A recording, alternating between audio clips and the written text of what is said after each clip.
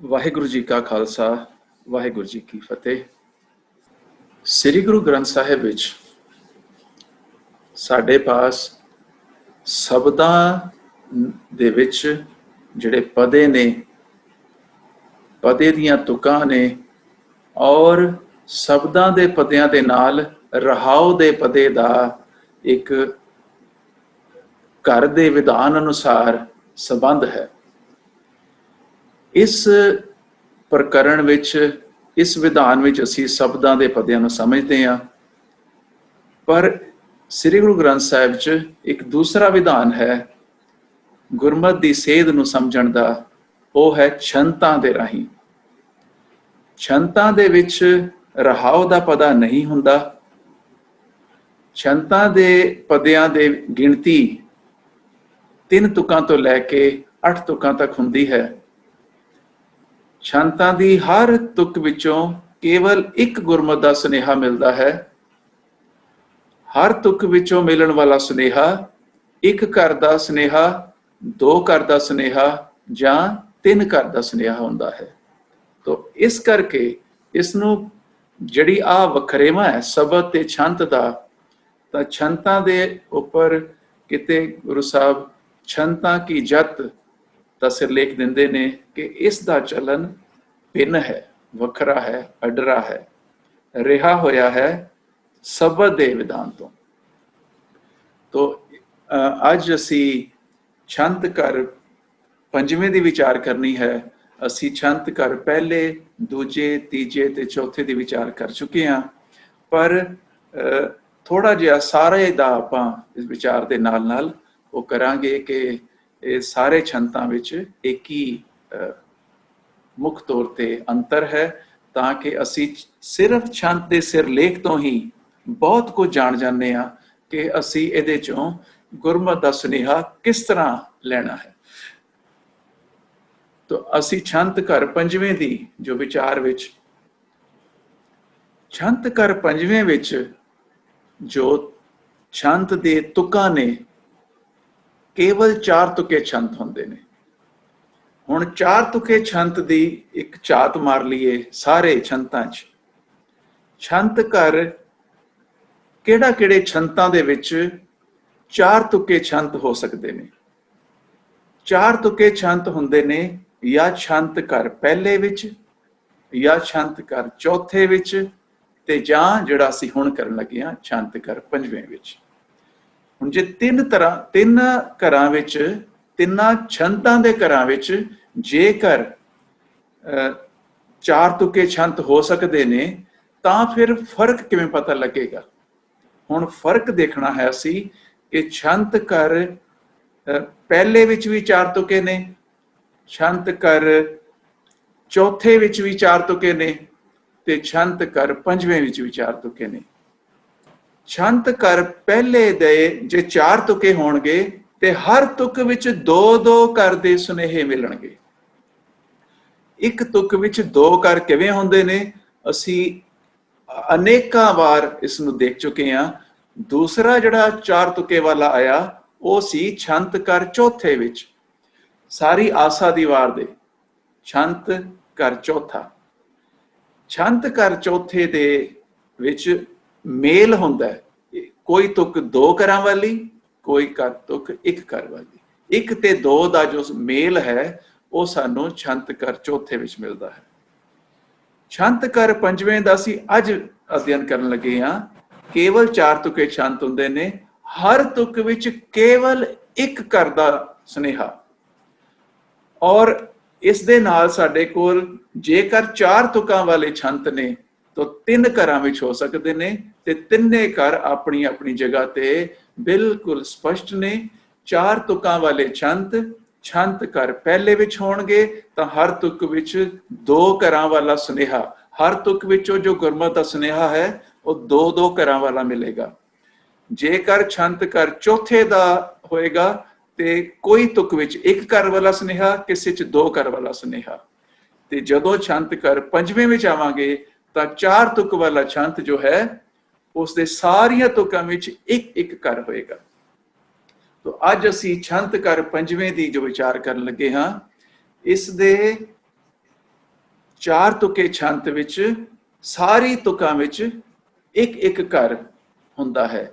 ਇੱਕ ਇੱਕ ਕਰ ਕਿਸ ਤਰ੍ਹਾਂ ਹੁੰਦਾ ਹੈ? ਆਪਾਂ ਦੇਖੀਏ ਸਾਡੇ ਸਾਹਮਣੇ ਅੰਗ 451 ਤੇ ਇਹ ਜੋ ਛੰਤ ਹੈ, ਆਸਾ ਮਹੱਲਾ ਚੌਥਾ, ਛੰਤ ਘਰ ਪੰਜਵਾਂ, ਇੱਕ ਓਂਕਾਰ ਸਤਿਗੁਰ ਪ੍ਰਸਾਦ।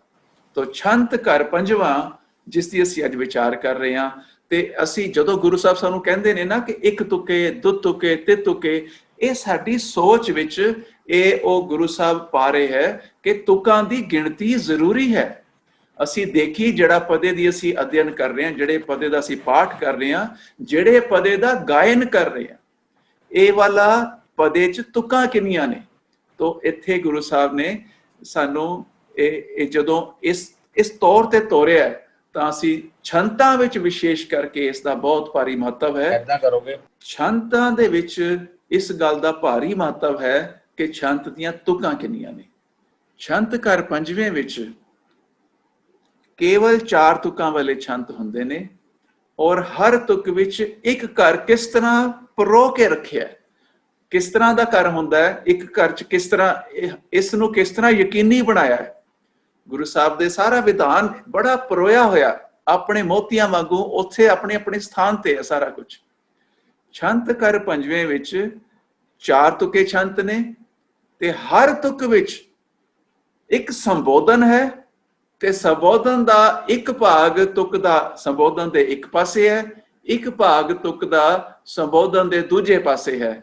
ਤੇ ਜੋ ਵਿਸ਼ਾ ਹੈ ਗੁਰਮਤਿ ਦਾ ਸੁਨੇਹਾ ਹੈ, ਉਹ ਸੁਨੇਹਾ ਇਸ ਤਰ੍ਹਾਂ ਦਾ ਹੈ ਕਿ ਸੰਬੋਧਨ ਦਾ ਇੱਕ ਪਾਸੇ ਨੂੰ ਦਾਸ ਭਾਗ ਨੂੰ ਦੂਸਰੇ ਪਾਸੇ ਦੇ ਭਾਗ ਨਾਲ ਮੇਲ ਕਰਨ ਤੇ ਹੀ ਉਹ ਇੱਕ ਘਰ ਬਣਦਾ ਹੈ, ਇੱਕ ਸੁਨੇਹਾ ਸੰਪੂਰਨ ਹੁੰਦਾ ਹੈ। ਉਹ ਇਹ ਤੁਕਾਂ ਗੁਰੂ ਸਾਹਿਬ ਨੇ ਸੁਨੇਹਾ ਇਸ ਤਰ੍ਹਾਂ ਦਿੱਤਾ ਹੈ। ਆਓ ਪਹਿਲੀ ਤੁਕ ਦੀ ਵਿਚਾਰ ਕਰਦੇ ਹਾਂ। ਆਸਾ ਮਹੱਲਾ ਚੌਥਾ, ਛੰਤ ਘਰ ਪੰਜਵਾਂ, ਇੱਕ ਓਂਕਾਰ ਸਤਿਗੁਰ ਪ੍ਰਸਾਦ। ਮੈਂ ਪ੍ਰੇਮ ਨਾ ਚਾਖਿਆ ਮੇਰੇ ਪਿਆਰੇ, ਭਾਉ ਕਰੇ। ਮੈਂ ਪ੍ਰੇਮ ਨਾ ਚਾਖਿਆ, ਹੁਣ ਮੈਂ ਪ੍ਰੇਮ ਨਾ ਚਾਖਿਆ ਤੁਕ ਦਾ ਇੱਕ ਪਹਿਲਾ ਭਾਗ ਹੈ, ਫਿਰ ਆ ਗਿਆ ਸੰਬੋਧਨ, ਮੇਰੇ ਪਿਆਰੇ ਭਾਉ ਕਰੇ। ਪਿਆਰ ਨਾਲ, ਹੁਣ ਪਿਆਰ ਨਾਲ ਪਹਿਲੀ ਗੱਲ ਕਰਨੀ ਹਲੇ, ਭਾਉ ਕਰੇ, ਭਾਉ ਕਰਕੇ, ਪਿਆਰ ਕਰਕੇ। ਜਿਨ ਮਨ ਭਾਉ ਤੇ ਭਾਉ ਦਾ ਅਸੀਂ ਅੰਤਰ ਦੇਖਦੇ ਹਾਂ, ਜਿਨ ਮਨ ਭਾਉ ਤੇ ਨਾ ਮਨ ਭਾਉ। ਭਾਉ ਪਿਆਰ ਹੈ, ਪਿਆਰ ਕਰਕੇ ਮੈਂ ਪ੍ਰੇਮ ਨਹੀਂ ਹਾਲੇ ਚੱਖਿਆ, ਪਿਆਰ ਨਾਲ ਮੈਂ ਪ੍ਰੇਮ ਹਾਲੇ ਚੱਖਿਆ ਨਹੀਂ। ਬਾਤ ਇੱਕ ਬਣੀ, ਸਾਰੇ ਦੋਨਾਂ ਭਾਗਾਂ ਦਾ ਸੰਬੋਧਨ ਦੇ ਦੋਨੇ ਪਾਸੇ ਮਿਲਾ ਕੇ ਇੱਕ। ਛੰਤ ਘਰ ਪੰਜਵੇਂ ਵਿੱਚ ਸਾਨੂੰ ਇੱਕ ਘਰ ਦਾ ਸੁਨੇਹਾ ਮਿਲੇਗਾ। ਇਸ ਨੂੰ ਕਿਸ ਤਰ੍ਹਾਂ ਦੇਖੋ ਯਕੀਨੀ ਕੀਤਾ ਹੋਇਆ ਹੈ। ਮੈਂ ਪ੍ਰੇਮ ਨਾ ਚਾਖਿਆ ਮੇਰੇ ਪਿਆਰੇ, ਭਾਉ ਕਰੇ। ਭਾਉ ਕਰਕੇ ਮੈਂ ਪ੍ਰੇਮ ਨਹੀਂ ਹਾਲੇ ਦਾ ਸਵਾਦ ਨਹੀਂ ਲਿਆ। ਮੈਂ ਤੁਹਾਡੀ ਗੁਰਮਤ ਦੇ ਸੁਨੇਹੇ ਦਾ, ਮੈਂ ਗੁਰਬਾਣੀ ਦੇ ਵਿੱਚੋਂ ਮਿਲਣ ਵਾਲਾ ਜੋ ਆਨੰਦ ਹੈ, ਉਸ ਨੂੰ ਮੈਂ ਪ੍ਰੇਮ 'ਚ ਰੱਤ ਕੇ ਹਾਲੇ ਉਸ ਦਾ ਸਵਾਦ ਚੱਖਿਆ ਨਹੀਂ। ਤੋ ਸਾਰਾ ਸੁਨੇਹਾ ਇੱਕ। ਪਹਿਲੀ ਤੁਕ ਹੋਈ ਇੱਕ ਕਰ। ਮਨ ਤ੍ਰਿਸ਼ਨਾ ਨਾ ਬੁਝੀ ਮੇਰੇ ਪਿਆਰੇ, ਨਿਤ ਆਸ ਕਰੇ। ਇਹ ਨਿਤ ਮੇਰੀ ਮਨ 'ਚ ਕੋਈ ਨਾ ਕੋਈ ਉਮੰਗ, ਕੋਈ ਆਸ, ਕੋਈ ਤ੍ਰਿਸ਼ਨਾ ਮੇਰੀ ਜਾਗਦੀ ਰਹਿੰਦੀ ਹੈ, ਇਹ ਬੁਝਦੀ ਨਹੀਂ ਹੈ ਮੇਰੇ ਪਿਆਰੇ। ਤੋ ਇਹ ਦੋਨੇ ਭਾਗ ਮਿਲ ਕੇ ਇਸ ਦੇ ਮੇਲ ਦੇ ਨਾਲ ਇੱਕੋ ਘਰ ਬਣਿਆ। ਤੋ ਸੁਨੇਹਾ ਛੰਤਾਂ ਦੀ ਹਰ ਤੁਕ ਵਿੱਚੋਂ ਇੱਕ ਸੁਨੇਹਾ ਹੀ ਮਿਲਣਾ ਹੈ। ਇਹ ਸ਼ਬਦਾਂ ਤੇ ਛੰਤਾਂ ਦਾ ਪਹਿਲਾ ਮਹੱਤਵਪੂਰਨ ਅੰਤਰ ਹੈ। ਸ਼ਬਦਾਂ ਦੇ ਤੁਕ ਵਿੱਚੋਂ ਸਾਨੂੰ 6 ਸੁਨੇਹਾ ਵੀ ਮਿਲ ਸਕਦੇ ਨੇ। ਜਦੋਂ ਘਰ 11ਵੇਂ ਦਾ ਸ਼ਬਦ ਹੋਏਗਾ, 2 ਤੁਕੇ, 6 ਇੱਕ ਤੁਕ ਵਿੱਚ ਤੇ 5 ਦੂਜੇ ਤੁਕ ਵਿੱਚ। ਪਰ ਇਸ ਤਰ੍ਹਾਂ ਛੰਤਾਂ ਵਿੱਚ ਨਹੀਂ ਹੁੰਦਾ ਹੈ। ਹਰ ਤੁਕ ਵਿੱਚੋਂ ਇੱਕੋ ਸੁਨੇਹਾ ਮਿਲਦਾ ਹੈ। ਪਰ ਸਿਰਫ ਦੇਖਣਾ ਇਹ ਹੁੰਦਾ ਹੈ ਕਿ ਸੁਨੇਹਾ ਇੱਕ ਘਰ ਦਾ ਹੈ, 2 ਘਰ ਵਾਲਾ ਹੈ ਕਿ 3 ਘਰ ਵਾਲਾ ਹੈ। 3 ਘਰ ਤੋਂ ਵੱਧ ਘਰ ਛੰਤ ਦੇ ਕਿਸੇ ਤੁਕ ਵਿੱਚ ਨਹੀਂ ਹੁੰਦੇ ਸ੍ਰੀ ਗੁਰੂ ਗ੍ਰੰਥ ਸਾਹਿਬ 'ਚ। ਛੰਤ ਘਰ ਪੰਜਵੇਂ ਦਾ ਜਦੋਂ 4 ਤੁਕਾ ਛੰਤ ਹੁੰਦਾ ਹੈ, ਛੰਤ ਘਰ ਪੰਜਵੇਂ 'ਚ ਕੇਵਲ 4 ਤੁਕੇ ਛੰਤ ਨੇ। ਹਰ ਤੁਕ ਵਿੱਚ ਇੱਕ ਘਰ ਦਾ ਸੁਨੇਹਾ ਹੈ। ਤੋ ਇਹ ਇਸ ਵਿਧਾਨ ਤੋਂ ਸਾਰਾ ਕੁਝ ਸਪਸ਼ਟ ਹੋ ਜਾਂਦਾ ਹੈ। ਅਸੀਂ ਪਹਿਲੀਆਂ ਦੋ ਤੁਕਾਂ ਵਿਚਾਰੀਆਂ, ਮੈਂ ਪ੍ਰੇਮ ਨਾ ਚਾਖਿਆ ਮੇਰੇ ਪਿਆਰੇ ਭਾਉ ਕਰੇ, ਮਨ ਤ੍ਰਿਸ਼ਨਾ ਨਾ ਬੁਝੀ ਮੇਰੇ ਪਿਆਰੇ ਨਿਤ ਆਸ ਕਰੇ। ਤੋ ਇਸੇ ਤਰ੍ਹਾਂ ਜਦੋਂ ਹਰ ਸੁਨੇਹਾ ਲੈ ਕੇ ਅਸੀਂ ਤੁਕਾਂ ਨੂੰ ਅੱਡ ਅੱਡ ਰੱਖਣਾ ਹੈ, ਕਿਉਂਕਿ ਇੱਕ ਤੁਕ ਵਿੱਚੋਂ ਸਾਨੂੰ ਇੱਕ ਸੁਨੇਹਾ ਮਿਲ ਚੁੱਕਿਆ ਹੈ, ਉਸ ਨੂੰ ਅਸੀਂ ਪ੍ਰਾਪਤ ਕਰਨਾ ਹੈ, ਉਸ ਨੂੰ ਅਸੀਂ ਪੁੰਚਣਾ ਹੈ ਆਪਣੇ ਮਨ 'ਚ। ਉਸ ਤੋਂ ਬਾਅਦ ਦੂਸਰੀ ਤੁਕ ਦਾ ਪਾਠ ਕਰਨਾ ਹੈ, ਦੂਸਰੀ ਤੁਕ ਨੂੰ ਸਮਝਣਾ ਹੈ, ਦੂਸਰੀ ਤੁਕ ਦਾ ਗਾਇਨ ਕਰਨਾ ਹੈ, ਫਿਰ ਉਸ ਨੂੰ ਉੱਥੇ ਰੱਖਣਾ ਹੈ, ਫਿਰ ਉਸ ਨੂੰ ਸਮਝ ਕੇ ਪੁੰਚ ਕੇ ਫਿਰ ਤੀਸਰੀ ਤੁਕ। ਨਿਤ ਜੋਬਨ ਜਾਵੇ ਮੇਰੇ ਪਿਆਰੇ ਜਮ ਸਾਸ ਹਿਰੇ। ਜਮ ਦੀ ਨਿਗਾਹ ਹੈ, ਇਸ ਸਵਾਸ ਕਦੋਂ ਇਹਦੇ ਮੁੱਕਦੇ, ਸਵਾਸਾਂ ਦੀ ਪੂੰਜੀ ਜਿਹੜੀ ਅਸੀਂ ਲੈ ਕੇ ਆਏ ਹਾਂ, ਉਸ ਤੇ ਨਿਗਾਹ ਹੈ ਜਮ ਦੀ। ਜਮ ਸਾਸ ਹਿਰੇ ਤੇ ਨਿਤ ਮੇਰਾ ਜੋਬਨ ਜਾ ਰਿਹਾ ਹੈ, ਮੇਰਾ ਜਿਹੜਾ ਸਵਾਸ ਨਿਤ ਮੇਰੇ ਮੁੱਕ ਰਹੇ ਨੇ, ਤੇ ਜਮ ਦੀ ਆਸ ਹੈ ਇਸ ਗੱਲ ਤੇ, ਜਮ ਦੀ ਨਿਗਾਹ ਹੈ ਇਸ ਗੱਲ ਤੇ। ਹਿਰੇ ਉਹ ਦੇਖ ਰਿਹਾ ਹੈ, ਹਿਰਦਾ ਪਿਆ, ਦੇਖਦਾ ਪਿਆ, ਵਾਚਦਾ ਪਿਆ ਕਿ ਕਦੋਂ ਇਹਦੇ ਸਵਾਸ ਮੁੱਕਣ ਤੇ ਮੈਂ ਇਸ ਨੂੰ ਚੱਕਾਂ। ਨਿਤ ਜੋਬਨ ਜਾਵੇ ਮੇਰੇ ਪਿਆਰੇ ਜਮ ਸਾਸ ਹਿਰੇ। ਚੌਥੀ ਤੁਕ, ਭਾਗਮਣੀ ਸੁਹਾਗਣ ਮੇਰੇ ਪਿਆਰੇ ਨਾਨਕ ਹਰ ਉਰ ਧਾਰੇ। ਉਹ ਭਾਗਾ ਭਰੀ ਸੁਹਾਗਣ ਤੇ ਦੁਹਾਗਣ ਦੋਨੇ ਜੀਵ ਇਸਤਰੀਆਂ, ਜਿਹੜੀ ਗੁਰਮੁਖ ਹੈ ਉਹ ਸੁਹਾਗਣ ਹੈ, ਜਿਹੜੀ ਮਨਮੁਖ ਹੈ ਉਹ ਦੁਹਾਗਣ ਹੈ। ਜਿਹੜੀ ਸੁਹਾਗਣ ਹੈ ਉਸਦੇ ਹਿਰਦੇ ਵਿੱਚ ਹਰੀ ਦੇ ਹੋਂਦ ਦਾ ਵਾਸਾ, ਉਸਦੇ ਹਰੀ ਦੇ, ਪ੍ਰਭੂ ਦੇ, ਪਰਮਾਤਮਾ ਦੇ, ਅਕਾਲ ਪੁਰਖ ਦਾ ਅਹਿਸਾਸ ਉਸਦੇ ਮਨ ਵਿੱਚ ਹੈ। ਇਹ ਉਰ ਧਾਰੇ ਉਸਨੇ ਆਪਣੇ ਹਿਰਦੇ ਵਿੱਚ ਧਾਰ ਕੇ ਰੱਖਿਆ ਹੋਇਆ ਹੈ। ਤੋ ਇਹ ਭਾਗ ਉਸਦੇ, ਇਹ ਭਾਗਾਂ ਭਰੀ ਹੈ। ਭਾਗ ਮਣੀ ਸੁਹਾਗਣ ਮੇਰੇ ਪਿਆਰੇ ਨਾਨਕ ਹਰ ਉਰ ਧਾਰੇ। ਤੋ ਇਹ ਹਰ ਤੁਕ ਵਿੱਚ ਇੱਕ ਇੱਕ ਸੰਬੋਧਨ ਦੇ ਨਾਲ ਇੱਕ ਇੱਕ ਵਿਸ਼ਾ, ਦੋਨੇ ਭਾਗਾਂ ਦੇ ਮੇਲ ਦੇ ਨਾਲ ਇੱਕੋ ਵਿਸ਼ਾ, ਇੱਕੋ ਸੁਨੇਹਾ ਹਰ ਤੁਕ ਦਾ। ਤੋ ਇਹ ਛੰਤ ਘਰ ਪੰਜਵੇਂ ਦੀ ਇਹ ਤੌਰ ਹੁੰਦੀ ਹੈ। ਅੰਗ 452 ਤੇ ਇੱਕ ਹੋਰ ਛੰਤ, 4 ਤੁਕੇ। ਛੰਤ ਦੇਖਦੇ ਸਾਰੀ ਤੁਕਾਂ ਦੇਖਣੀਆਂ ਸੀ, ਤੁਕਾਂ ਕਿੰਨੀਆਂ ਨੇ। ਫਿਰ ਰਤਿਆੜੇ ਮੈਡੇ ਲੋਇਣ ਮੇਰੇ ਪਿਆਰੇ ਚਾਤਰਿਕ ਬੂੰਦ ਜਿਵੇਂ। ਮੇਰੇ ਨੈਣ, ਮੇਰੇ ਲੋਇਣ, ਮੇਰੇ ਨੈਣ ਤੇਰੇ ਵਿੱਚ ਰੱਤੇ ਪਏ ਨੇ, ਤੇਰੇ ਤੋਂ ਹਿਲਦੇ ਨਹੀਂ ਮੇਰੇ ਪਿਆਰੇ, ਜਿਵੇਂ ਚਾਤਰਿਕ ਦਾ ਰੀਝ ਜਿਹੜੀ ਹੈ ਮੇਘ ਦੀ ਬੂੰਦ ਦੇ ਵਿੱਚ ਰੁਕੀ ਹੋਈ ਹੈ, ਫਸੀ ਪਈ ਹੈ, ਉੱਥੇ ਕੇਂਦਰਿਤ ਹੋਈ ਪਈ ਹੈ। ਮੈਂ ਇਸ ਤਰ੍ਹਾਂ ਕੇਂਦਰਿਤ ਹੋਇਆ ਪਿਆ, ਇਸ ਤਰ੍ਹਾਂ ਰੱਤਿਆ ਪਿਆ। ਮੈਂ ਇਸ ਤਰ੍ਹਾਂ ਕਰਕੇ, ਜਦੋਂ ਇਹ ਪਾਤਸ਼ਾਹ ਨੇ ਉਦਾਹਰਣ ਸਾਨੂੰ ਦੇ ਕੇ ਇਹ ਸਾਰੀ ਤੁਕ ਦਾ ਇੱਕ ਘਰ ਬਣਾ ਗਿਆ, ਜਿਵੇਂ ਚਾਤਰਿਕ ਦੀ ਬੂੰਦ, ਚਾਤਰਿਕ ਬੂੰਦ ਵਿੱਚ ਜੁੜਿਆ ਹੋਇਆ। ਤੋ ਇੱਕ ਘਰ। ਮਨ ਸੀਤਲ ਹੋਆ ਮੇਰੇ ਪਿਆਰੇ ਹਰ ਬੂੰਦ ਪੀਵੇ।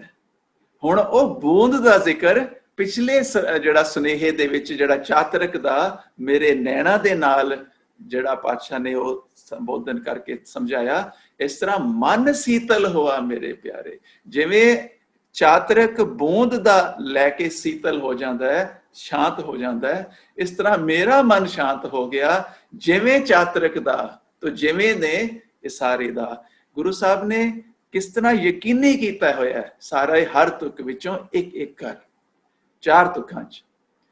ਤਨ ਬਿਰਹੋ ਜਗਾਵੇ ਮੇਰੇ ਪਿਆਰੇ ਨੀਂਦ ਨਾ ਪਵੇ ਕਿਵੇਂ। ਸੱਚੇ ਪਾਤਸ਼ਾਹ ਨੀਂਦ ਕਿਵੇਂ ਪੈ ਜਾਏ, ਤੇ ਮੇਰੇ ਬਿਰਹੋਂ ਮੈਨੂੰ ਸੌਣ ਨਹੀਂ ਦਿੰਦੀ, ਜਗਾ ਦਿੰਦੀ ਹੈ। ਤੇਰੇ ਮਿਲਣ ਦੀ ਬਿਰਹੋਂ, ਤਨ ਬਿਰਹੋ ਜਗਾਵੇ ਮੇਰੇ ਪਿਆਰੇ ਨੀਂਦ ਨਾ ਪਵੇ ਕਿਵੇਂ। ਇੱਕ ਘਰ। ਹਰ ਸੱਜਣ ਲੱਦਾ ਮੇਰੇ ਪਿਆਰੇ ਨਾਨਕ ਗੁਰੂ ਲਿਵੇ। ਗੁਰੂ ਨਾਲ ਵਿੱਚ ਲਿਵ ਲਾਣ ਦੇ ਰਾਹੀਂ ਮੈਨੂੰ ਹਰੀ ਸੱਜਣ ਲੱਦ ਗਿਆ, ਮਿਲ ਗਿਆ, ਪ੍ਰਾਪਤ ਹੋ ਗਿਆ, ਮੈਂ ਉਹਦੇ ਵਿੱਚ ਰਚ ਮਿਚ ਗਿਆ। ਤੋ ਇਸ ਤਰ੍ਹਾਂ ਗੁਰੂ ਸਾਹਿਬ ਨੇ ਕਿਸ ਤਰ੍ਹਾਂ ਪਰੋ ਕੇ ਇੱਕ ਘਰ ਨੂੰ ਯਕੀਨੀ ਕੀਤਾ ਹੋਇਆ। ਤੋ ਇਹ ਛੰਤ ਘਰ ਪੰਜਵੇਂ ਦੀ ਤੁਕਾਂ ਵਿੱਚ ਇੱਕ ਇੱਕ ਘਰ 4 ਤੁਕਾਂ ਦਾ यही जो छंत कर चौथा आसा दी वार दा आएगा। छंत कर चौथा 4 तुकां, किसे तुक विच 1 कर, किसे च 2 कर। तो बहुतियां च 1 हो सकता है, 1 च 2 होए, बहुतियां च 2 हो सकता है, 1 च 2 1 होए, ते दोने बराबर बराबर हो सकते। ये सारी विचार सी छंत कर चौथे च कीती है। ते जदों छंत कर पहले दा होएगा, हर तुक विच 2-2 कर, जिवें इत्थे हर तुक विच 1-1 कर, उत्थे हर तुक विच 2-2 कर। इस करके सिरलेख तो ही सानू पता लग गया कि सानू की सुनेहा मिल रहा है, इसनूं असीं किवें प्राप्त करना है, किवें पुंजना है। तो इस उंगल नूं फड़ के असीं पातशाह दे उहदे पातशाह दे जिहड़ा सुनेहा है और उहदी सेध है, उसनूं असीं प्राप्त कर सकते हैं। आओ हुण असीं छंत कर 5वें दी विचार हो गई, ते छंत कर 6वें दी विचार असीं करदे हां। छंत कर 6वां, छंत कर 6वें विच जिहड़े छंत ने ਉਹ 6 ਤੁਕਾਂ ਵਾਲੇ। ਹੁਣ 6 ਤੁਕਾਂ ਦੀ ਇੱਕ ਵਾਰੀ ਸਾਰੀ ਵਿਚਾਰ ਕਰ ਲਈਏ। 6 ਤੁਕਾਂ ਨੂੰ ਸਮਝਣਾ ਬੜਾ ਜ਼ਰੂਰੀ ਹੈ। ਜਿਨ੍ਹਾਂ ਨੇ ਅੱਜ ਸਾਡੇ ਚ ਨਵੇਂ ਵੀਰ ਭੈਣ ਹੈ, तो ਇਹ ਤੁਸੀਂ ਕਿਰਪਾ ਕਰਕੇ ਨੋਟ ਕਰ ਲਓ, ਤਾਂ ਕਿਉਂਕਿ ਇਸ ਗੱਲ ਨੂੰ ਬੜਾ ਜ਼ਰੂਰੀ ਹੈ ਕਿ 6 ਤੁਕਾਂ ਛੰਤ ਜਿਹੜੇ ਨੇ, ਛੰਤ ਕਰ 5ਵੇਂ ਤੋਂ ਬਿਨਾ ਸਾਰੇ ਘਰਾਂ ਵਿੱਚ 6 ਤੁਕੇ ਛੰਤ ਹੁੰਦੇ ਨੇ। ਜਦੋਂ ਛੰਤ ਦੀ ਪਹਿਲੀ ਤੁਕ ਵਿੱਚ 2 ਘਰ ਵਾਲਾ ਸੁਨੇਹਾ ਹੋਇਆ, ਛੰਤ ਕਰ ਪਹਿਲਾ, ਮੋਹਰ ਲੱਗੀ 2 ਘਰ ਦਾ मतलब ਛੰਤ ਕਰ ਪਹਿਲਾ ਹੋਏਗਾ। ਇਹ ਛੰਤਾਂ ਕੀ ਜਤ ਦਾ ਚਲਨ ਹੈ, ਜਿਹੜਾ ਕਿ ਸ਼ਬਦਾਂ ਤੋਂ ਬਿਲਕੁਲ ਭਿੰਨ ਹੈ। ਪਹਿਲੀ ਛੰਤ ਸ਼ੁਰੂ ਹੋਇਆ 2 ਘਰਾਂ ਦੇ ਨਾਲ, ਅੱਗੋਂ ਵੀ ਹੋ ਸਕਦੇ ਨੇ, ਸਾਰੀ ਤੁਕਾਂ ਚ 2 ਵੀ ਹੋ ਸਕਦੇ ਨੇ। 6 ਦੀਆਂ 6 ਤੁਕਾਂ ਚ 2 ਘਰ ਹੀ ਨੇ, 5 ਤੁਕਾਂ ਚ 2 ਨੇ, 1 ਚ 3 ਨੇ, 2 1 2 3 ਹੋ ਸਕਦੇ ਨੇ, ਪਰ ਪਹਿਲੀ ਤੁਕ ਵਿੱਚ 2 ਘਰ ਹੋਣਗੇ। ਸੁਨੇਹਾ 2 ਘਰਾਂ ਵਾਲਾ ਹੋਏਗਾ, ਛੰਤ ਕਰ ਪਹਿਲਾ। ਜੇ ਪਹਿਲੀ ਤੁਕ ਵਿੱਚ 1 ਘਰ ਹੋਇਆ, 1 ਹੋਇਆ ਜਾਂ 3 ਹੋਇਆ, 2 ਨਾ ਹੋਏ, ਤਾਂ ਇਹ ਹੋ ਗਿਆ ਛੰਤ ਕਰ ਦੂਜਾ। ਤੇ ਜੇ ਪਰ ਜਦੋਂ ਸ਼ੁਰੂਆਤ ਹੋਈ 1 ਤੇ 3 ਦੇ ਨਾਲ, ਅੱਗੋਂ 2 ਆ ਜਾਂਦਾ ਤਾਂ ਇਹ ਰਹਿ ਗਿਆ ਦੂਜਾ। ਪਰ ਜਦੋਂ 1 ਤੇ 3 ਦਾ ਸੁਮੇਲ ਹੋਇਆ, ਸਾਰੀਆਂ ਤੁਕਾਂ ਵਿੱਚ ਦੂਜੇ 2 ਘਰ ਵਾਲਾ ਕੋਈ ਵੀ ਸੁਨੇਹਾ ਨਾ ਹੋਇਆ, ਸਾਰੀਆਂ 1 ਤੇ 3 ਵਾਲਾ ਹੋਇਆ, ਛੰਤ ਕਰ ਤੀਜਾ। 6 ਤੁਕਾਂ ਦੀ ਸਿਰਫ ਗੱਲ ਕਰ ਰਹੇ ਹਾਂ।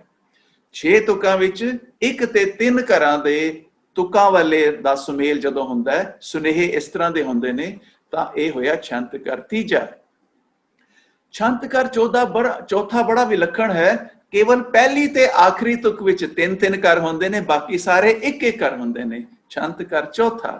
ਤੇ ਛੰਤ ਕਰ 5ਵੇਂ ਵਿੱਚ ਕੇਵਲ 4 ਤੁਕੇ ਨੇ। ਛੰਤ ਕਰ 6ਵੇਂ ਦੀ ਵਿਚਾਰ ਆਪਾਂ ਹੁਣ ਕਰਨ ਲੱਗੇ ਹਾਂ। ਛੰਤ ਕਰ 6ਵੇਂ ਦੇ 1 ਤੇ 3 ਦੇ ਫਿਰ ਵਿਚਾਰ ਆ ਗਈ। 1 ਤੇ 3 ਤਾਂ ਅਸੀਂ ਕਰ ਚੁੱਕੇ ਹਾਂ ਛੰਤ ਕਰ ਤੀਜੇ ਵਿੱਚ, ਪਰ ਇੱਥੇ ਇੱਕ ਬਹੁਤ ਵਿਲੱਖਣ ਕੇਵਲ ਛੰਤ ਕਰ 6ਵੇਂ ਵਿੱਚ ਹੁੰਦਾ ਹੈ ਕਿ ਕਰ ਪਹਿਲੇ ਦੇ 3-3 ਉਪ ਭਾਗ ਹੁੰਦੇ ਨੇ। ਇਹ ਕਿਸ ਤਰ੍ਹਾਂ ਅਸੀਂ ਦੇਖਦੇ ਹਾਂ ਵੀ ਇਹ ਉਪ ਭਾਗ ਦਾ ਕੀ ਮਤਲਬ ਹੈ। ਅਸੀਂ ਇੱਕ ਛੰਤ ਸਾਡੇ ਸਾਹਮਣੇ ਆਇਆ ਅੰਗ 454 ਤੇ, ਇਹ ਇਸ ਦਾ ਸਿਰਲੇਖ ਹੈ ਆਸਾ ਮਹੱਲਾ 5ਵਾਂ, ਛੰਤ ਕਰ 6ਵਾਂ। ਛੰਤ ਕਰ 6ਵਾਂ ਗੁਰੂ ਸਾਹਿਬ ਨੇ ਸੁਭਾਇਮਾਨ ਕੀਤਾ ਹੈ ਸਿਰਲੇਖ ਵਿੱਚ, ਇੱਕ ਓਂਕਾਰ ਸਤਿਗੁਰ ਪ੍ਰਸਾਦ। ਹੁਣ ਦੇਖੋ ਇਸ ਦੇ ਵਿੱਚ ਕੀ ਚੱਲਦਾ ਹੈ। ਇੱਕੋ ਘਰ ਦੇ 3 ਭਾਗ ਕਿਸ ਤਰ੍ਹਾਂ ਹੋਣਗੇ, ਕਿਉਂਕਿ ਅਸੀਂ ਜਿਹੜੇ ਵਿੱਚ ਪਹਿਲਾਂ ਵਿਚਾਰ ਕਰ ਚੁੱਕੇ ਹਾਂ। ਅਸੀਂ ਇਹ ਤਾਂ ਦੇਖ ਲਿਆ ਕਿ ਇੱਕ ਤੁਕ ਵਿੱਚ 1 ਘਰ ਕਦੋਂ ਹੁੰਦਾ, ਇੱਕੋ ਵਿਸ਼ਾ ਅਸੀਂ ਹੁਣੇ ਵਿਚਾਰ ਲਿਆ, ਛੰਤ ਕਰ 5ਵੇਂ ਵਿੱਚ ਵਿਚਾਰ ਲਿਆ।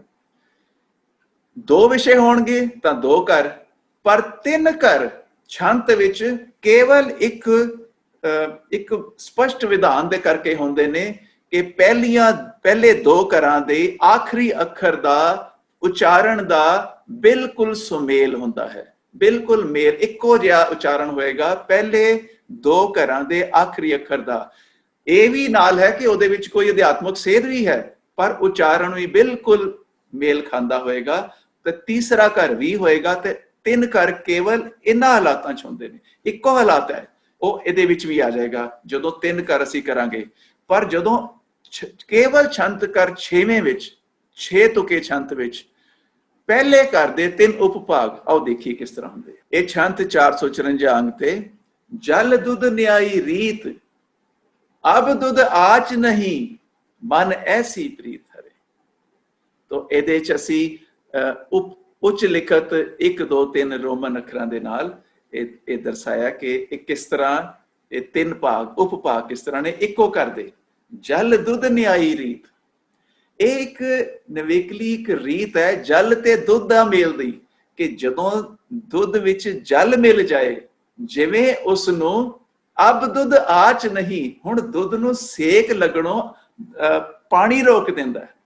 ਪਾਣੀ ਸੇਕ ਲੱਗਣਾ ਉਹਨੂੰ ਔਖਾ ਸੇਕ ਲੱਗਦਾ ਹੈ ਜੇ ਦੁੱਧ ਵਿੱਚ ਪਾਣੀ ਹੋਏ।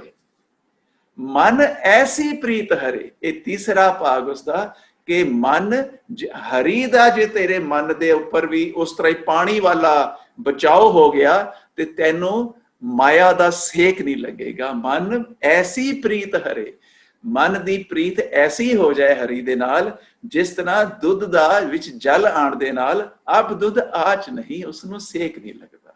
ਤੋ 3 ਬਾਤਾਂ ਨੇ, ਪਰ ਕਿਉਂਕਿ ਉਚਾਰਨ ਦਾ ਮੇਲ ਨਹੀਂ ਹੋਇਆ, 3 ਘਰ ਛੰਤਾਂ ਦੇ ਵਿਧਾਨ ਅਨੁਸਾਰ ਨਾਲ ਨਹੀਂ ਹੋਏ, ਇਹ ਇੱਕੋ ਘਰ ਦੇ 3। ਇਸ ਕਰਕੇ ਇਸ ਵਿਲੱਖਣਤਾ ਦੇ ਕਰਕੇ ਛੰਤ ਘਰ ਤੀਜੇ ਤੋਂ ਉਹੀ ਤਰਤੀਬ ਹੋਣ ਦੇ ਬਾਵਜੂਦ 1 ਤੇ 3 ਦੀ, ਫਿਰ ਵੀ ਇਹ ਛੰਤ ਘਰ 6ਵਾਂ ਅਲੱਗ ਹੋ ਜਾਂਦਾ ਹੈ।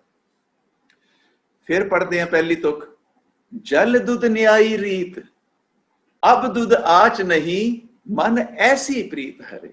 ਦੂਸਰੀ ਤੁਕ, ਅਬ ਉਰਜਿਓ ਅਲ ਕਮਲੇਹ ਬਾਸਨ ਮਾਹੇ ਮਗਨ, ਇੱਕ ਖਿਨ ਪੀ ਨਾ ਟਰੇ। ਹੁਣ ਅਬ ਉਰਜਿਓ ਅਲ ਕਮਲੇ, ਜੋ ਭੰਵਰਾ ਹੈ ਉਹ ਕੌਲ ਫੁੱਲ ਦੇ ਵਿੱਚ ਹੁਣ ਜਾ ਕੇ ਉਹਦੇ ਚ ਉਲਝ ਗਿਆ ਹੈ।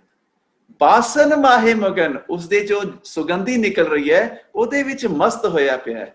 ਇੱਕ ਖਿਨ ਪੀ ਨਾ ਟਰੇ, ਉਹਦੇ ਤੋਂ ਹਟਦਾ ਹੀ ਨਹੀਂ।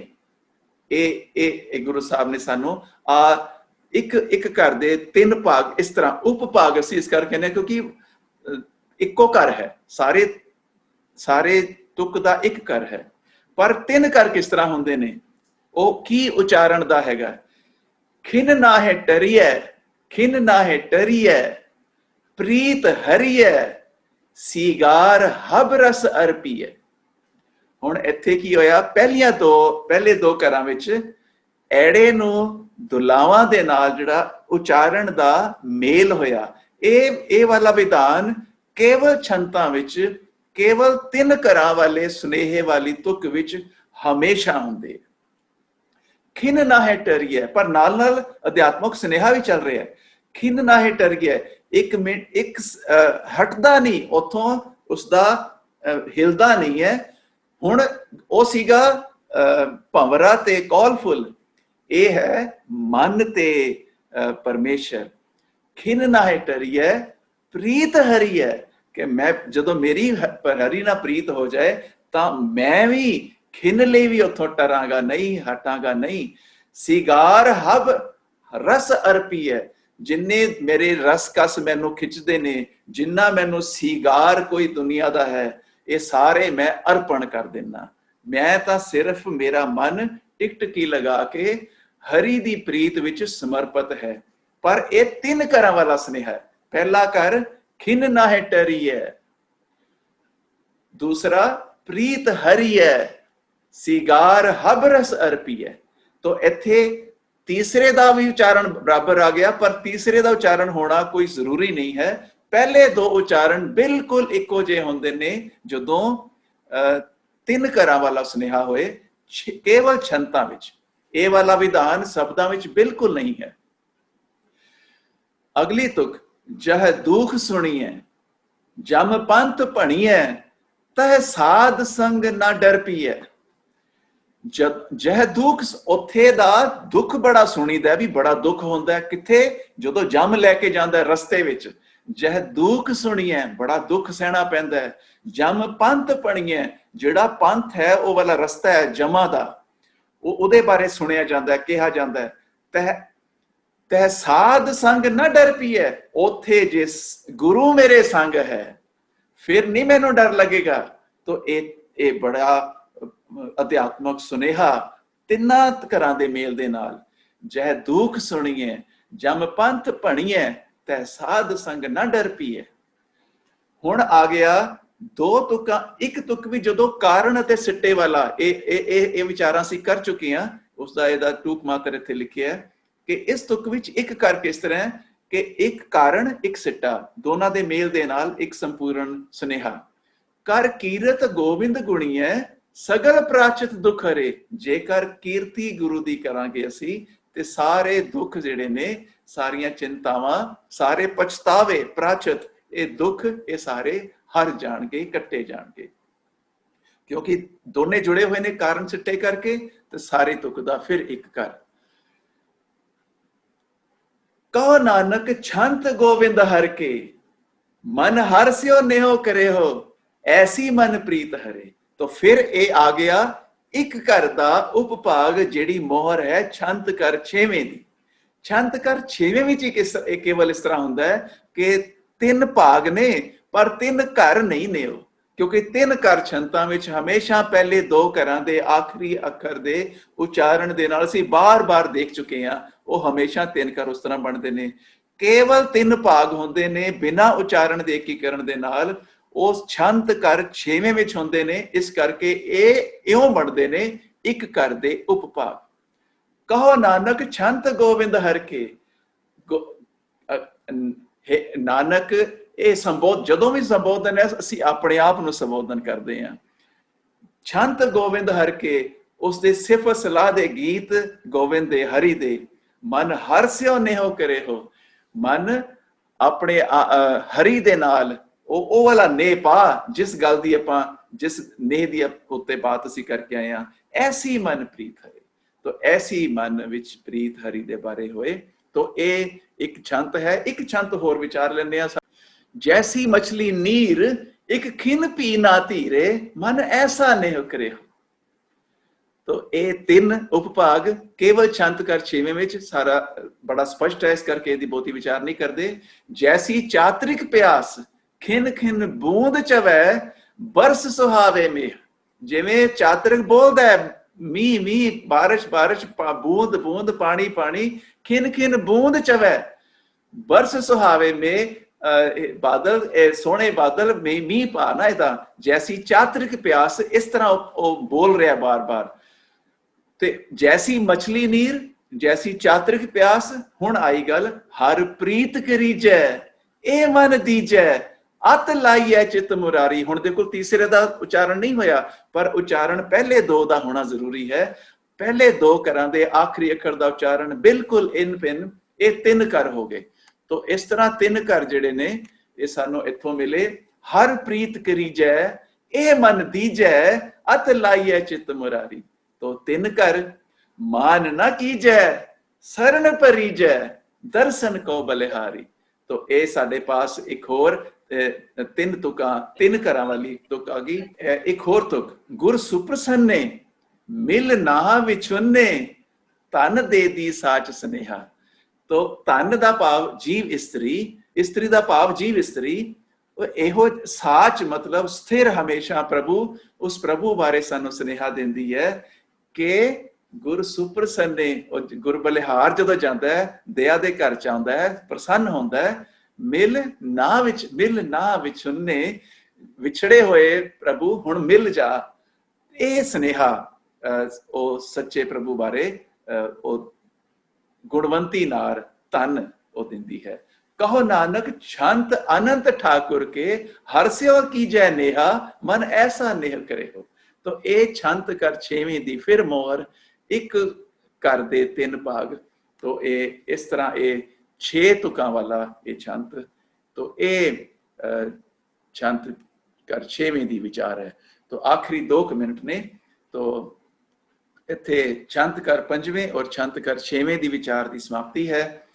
तो ये इस दे बारे वीरा भैणां दे विचार होण ते आपां विचार कर सकते हैं। वाहिगुरू जी का खालसा, वाहिगुरू जी की फतेह।